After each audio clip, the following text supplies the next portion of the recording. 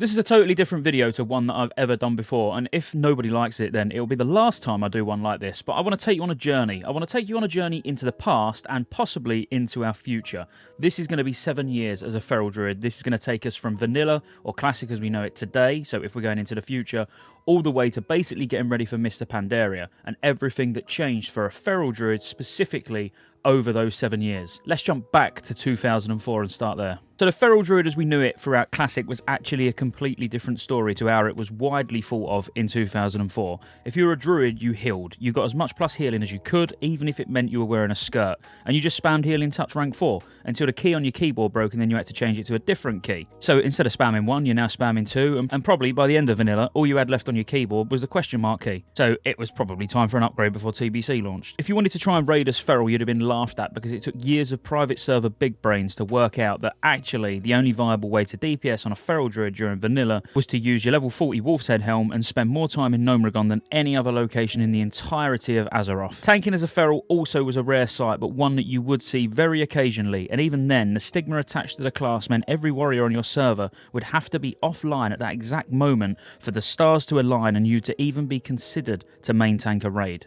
This is something else that changed in Classic, like some good old-fashioned sleight of hand. No longer was tanking as a Druid a meme. People would still prefer a warrior, but using your MCP could cause incredible threat, and that was just enough to carry you through. And when we think about Kitty, with no DPS cooldowns and limited debuff slots meaning you couldn't use bleeds, and added on top of that a fairly lackluster talent tree made the whole experience quite dull.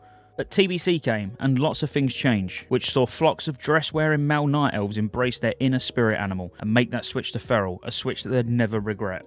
Much like vanilla, when you compare 2004 to Classic, TBC was very similar. Seeing Feral's power shift was a rare sight, unless you was like me, who literally spent every minute that they wasn't in-game sat on elitist jerks, talking to people far brighter than me, and basically abusing their knowledge. Most people just wasn't in the know, and if they inspected a Druid and saw him wearing a Wolf's Head helm at level 70, they'd just assume he was a complete cretin. While Feral attack power on weapons was in vanilla on a few specific weapons, now there was far more weapon choices with Feral attack power. Seeing a Druid in cat form was much more of a regular occurrence, though seeing one that could actually play was more rare than me waking up without a hangover. Bears, on the other hand, was everywhere. Their tanking was recognised early on in TBC as not just being viable, but actually being incredibly strong, with tons of bonus armour and lots of opportunity for high stamina. But what made all this possible? What meant cats could now DPS? The addition of Mangle from talents increasing your shred damage and bleeds, the increase in the debuff limit, and the reduction in raid size, meaning you could comfortably actually use all your abilities. Imagine that, getting to actually use your abilities in a game. And turning bears into what they was intended to be, a complete meat shield, giving leather items huge amounts of armour and stamina, tailoring it perfectly towards our furry friends. From both a DPS and tanking perspective though, the real choke point here was AoE. Target switching as a cat was incredibly punishing. Tanking multiple mobs as a bear when all you've got is swipe, which hits as hard as a wet noodle, was frustrating at times. But on the flip side, single target damage as cat was respectable, and single target threat as a bear was incredibly strong. Let's think about some nice quality of life changes though from vanilla to TBC. Omen of Clarity now lasting 30 minutes instead of 10. Talents being merged, like Blood Frenzy into Primal Fury, so you could get cat and bear benefits from only 2 talent points. The talent tree overall had so many positive changes that you never really felt like you was wasting points just to get further down in a tree. You really could have one spec which could see you switch from being a main tank to holding your own on the meters as a DPS just with a gear switch. If I wasn't to mention the most epic addition to the Druid in general, even in the Feral video, you'd probably want to assassinate me in the comments. So yes, we also got our flight form, and later Swift flight form, which would be the envy of every non-Druid for years to come. We all hear the word hybrid when referring to a class, and the Druid has and always will be the ultimate hybrid. Being able to innovate people to return mana, res in combat, switch to tanking on the fly to prevent a wipe, or even pop out and do a massive Tranquility AoE heal to keep your party alive. By the end of TBC, Druids were feeling really good, wondering what Wrath would bring. And then enter Wrath of the Lich King. Let's firstly talk about the problems that disappear in Wrath. You can now do great burst AoE. You can tank packs of mobs as easy as a protection paladin. You can put your Wolf's Head helm in the bank and just look at it, occasionally remembering the times you would get cramps in the hand from power shifting so often. Oh, and finally, you get a DPS cooldown. Taking all that into consideration turned you finally into a class that isn't just able to live the cat dream that you always wanted. You can do it competitively. I mean, that's if you was good at your class. That goes without saying, don't it? Every DPS that wasn't a broken DK probably wished they was you. Feral started Wrath of the Lich King strong, and as you got more and more armor pen, it just got stronger. Whilst at the end of the expansion, people often refer to the two big pumpers in Wrath as the Warriors and Fire Mages, with skill, you could still compete. And I have very fond memories of pushing hard with a rainbow-coloured recount where all classes were capable of pulling their weight. Wrath of the Lich King truly was the death of the meme classes. If you played Feral throughout the expansions, you'll undoubtedly have considered Wrath of the Lich King as one of the best Feral expansions of your journey so far. But would it get better? We'll find out soon. But first, what were the biggest changes for Druids in Wrath? Along with the other energy users, no more was there a 2-second tick timer for your energy. It would just fill continuously, which truly killed power shifting. This, along with a change to the talent Furor, where instead of gaining energy, you would retain energy. Rip periodic damage could now critically hit if you chose to talent it, which, of course, you would. There was even a tier set that would give your Rake ability a chance to crit also. On top of this, doing more damage to targets that are bleeding, getting more frequent Omen of Clarity procs because even Feral Fairy Fire can proc it now. Oh, and by the way, Omen of Clarity became passive, so you don't even need to buff it anymore. It went from 10 minutes in vanilla to 30 minutes in TBC to on all the time in Wrath. Winner. Being able to use Berserk to shred to your heart's content, Tiger's Fury now actually being useful because on top of increasing its damage, it gave you energy. The extra damage was still lackluster, but something tells me this is going to change. Spoiler alert, it's definitely going to change. The list really goes on. The rotation was fun and challenging even without the need to power shift because of the addition of Savage Fury, which is a buff that you keep up as close to 100% of the time as possible for a flat percentage damage increase. And finally, you could now officially AoE as Kitty. You got your Kitty swipe. The burst of swipe spam and using Tiger's Fury into a Berserk on large packs of ads was so satisfying.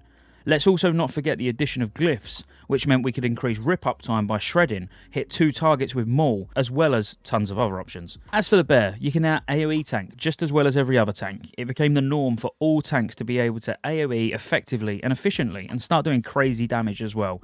In most trash circumstances, you'd see the tanks competing with the DPS. All of that, along with being an extremely mobile class as cat or bear, Blizzard still didn't feel like we had enough mobility, so even cat form got charged now, which was brilliant. There wasn't massive changes to the bear like there was for cat. You could, of course, use Berserk to now be able to spam Mangle and hit 3 targets. And you had Survival Instincts, which was your very own last stand. Yes, you could use this as Kitty as well, but it was still more amazing for you big bear tanks. You also got Savage Defense as a bear, which made crit even more valuable than just getting extra rage, because the damage of the next ability that hits you would be reduced by Savage Defense following a critical hit. TBC made it so there was lots of feral attack power on weapons, but now literally every weapon you would see would have some amount of feral attack power on, not just a handful of staves like we had in TBC. In TBC, there genuinely wasn't that many weapon choices. Now, weapon choices open up. Oh, and you can use polearms as well. And not only could you use polearms, you could also put big boy enchants on those polearms, or on those maces, or on those staves. And when I say big boy enchant, I mean chance on hit. You know, Mongoose, Crusader, all of those enchants that you're used to seeing, which warriors and rogues use, feral DPS can start using them in the Wrath of the Lich King pre-patch. On to Cataclysm, the last expansion we're going to talk about. This is me being the overly opinionated guy that I am, but this was the downfall of talents for me. They were shrunk and changed into 3 separate specialisations where you had to spend 31 points in a single tree before you could venture out of that tree. Mastery was added though, and as a feral you could stack Mastery to get insane bleed damage because your Mastery was a flat % increase to your bleed damage. And the Mastery for bears would increase the effectiveness of Savage Defense, which we'll get to in a little while. That being said though, there were tons of additions to the talents which added great functionality to abilities we already had, like increasing the duration of Rake, or being able to use a free, no position requirement Ravage after a feral cat charge, or being able to use Ferocious Bite to refresh Rip when the target's under 25%, and crazily enough, with a 2-set tier bonus, that became 60%. That's basically a 60% execute phase for feral. I missed that. Tiger's Fury now has a 15% damage buff for the duration, which made it even more useful on top of the energy gain from it. Ha, told you, spoiler earlier, told you it was going to change. No longer worried about Omen of Clarity in the talents was a nice touch. It was now available to all druids. Also getting a nice new raid utility called Stampeding Roar, which meant you could increase the speed of your buddies for 8 seconds by 40%. Incredibly useful and definitely got used a lot throughout the expansion. You could also now step up as a real big boy melee DPS and be put in an interrupt rotation because you got Skull Bash. So no longer did you need to run out, switch to bear, feral charge in, and pretend that you have a reliable interrupt. You now actually have a real interrupt. Rotation for feral DPS in Cataclysm isn't that dissimilar to Wrath of the Lich King, outside of forcing 3 Ravage procs by using feral charge and using Ferocious Bite to keep rip up when you get to that threshold on the boss. But what is the one thing every feral DPS remembers about Cataclysm? How long Dragon Soul was out for? How long Dragon Soul was out for? No, dickhead. Talking about the feral staff. God, this thing was great. And I know it was only the cosmetics we were bothered about mainly, even though the stats on it were perfect, giving both crit and mastery, which were two of the stats we wanted lots of. The crit for additional combo points, which you've been used to since the start of time. And mastery for that big bleed damage. It turned you into a true fire kitty though, and it really was a staff you never wanted to let go. And up to this point, it was so unique. We'd never had anything like it. So it was an incredible time, and every feral druid in the world wanted this staff as soon as physically possible. I won't ignore the feral tanks though, they got a couple of nice additions in Cataclysm. Thrash was added for an AoE bleed, so you could quite literally thrash and swipe spam on AoE, never even need to worry about threat. Pulverize was an optional feral talent which consumed your stacks of lacerate for a big slap. Whilst it wasn't high up on the priority list, it was still a nice addition into the rotation because it would give you some more crit when you used it, meaning more rage generation, meaning more spammy of abilities for threat and damage. It was a pretty good time to be a feral tank. Savage Defense got a nice rework as well, which scaled with your mastery as a bear. It basically gave you an absorb shield, scaling, off of your attack power. It was actually insane. And the amount of self-healing / absorb you could do as any of the tanks really at this time was pretty memorable. Cataclysm was a great time for feral, both for tanking and DPS, much like Wrath. If you were good, you could be extremely competitive. If you was amazing, you could top damage meters. That's everything from vanilla to the end of Cataclysm. You are now ready to jump into Mr. Pandaria, where if I dislike the talent system in Cataclysm, I absolutely hated it in Mist. It's not to say I hated Mr. Pandaria, I actually really enjoyed the expansion, but it was where the talents changed, for me, for the absolute worst. That's why we're not actually covering Druids any further than this. If you enjoyed this video, I may do a part 2 to this, which will take us from Mr. Pandaria all the way to current Shadowlands. And if you enjoyed it, I may even do Boomy, Resto, all the other classes. You let me know in the comments if this was enlightening, if this was something that you'd want to watch again for another class. But until then, long live the Druid.